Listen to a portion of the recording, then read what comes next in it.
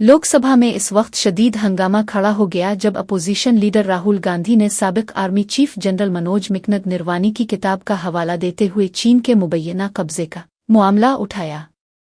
राहुल गांधी की तकरीर के दौरान हुक्मरान जमात के अरकान ने सख्त एतराज़ात किए और शोर शराबा शुरू कर दिया, जिसकी वजह से ऐवान की कार्रवाई में खलल पड़ा।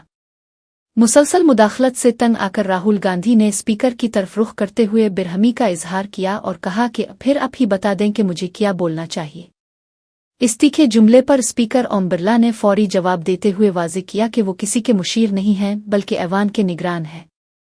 स्पीकर ने राहुल गांधी को नसीहत की कि वो अपोजिशन लीडर के तौर पर अपनी जिम्मेदारियों को समझीं और ऐवान के वक़ार और पार्लिमानी रवायात का पास रखते हुए अपनी बात जारी रखें।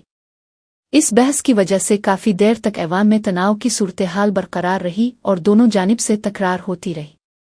ये वाक़या सोशल मीडिया पर भी काफ़ी बहस का मौजू बना हुआ है, जहां लोग पार्लियामेंट में इजहार राय की आज़ादी पर गुफ्तगू कर रहे हैं।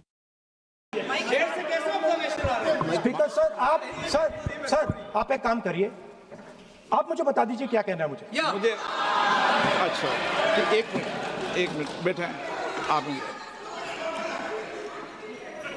मैं आपका सलाहकार नहीं हूँ, लेकिन एज ए स्पीकर के नाते मेरा ये दायित्व बनता है कि सदन नियम प्रक्रियाओं से चले, परंपराओं से चले और जिस विषय पर चर्चा हो रही है उस विषय पर चर्चा करें। जब माननीय सदस्य चर्चा के इतर बोल रहे थे तो मैंने भी माननीय सदस्यों को राष्ट्रपति भाषण से इतर बोलने के लिए मना किया, और इसीलिए आप अच्छा हो, आप सदन की गरिमा रखें और आप प्रतिपक्ष के नेता हैं, बड़ी पार्टी के प्रतिपक्ष के नेता हैं।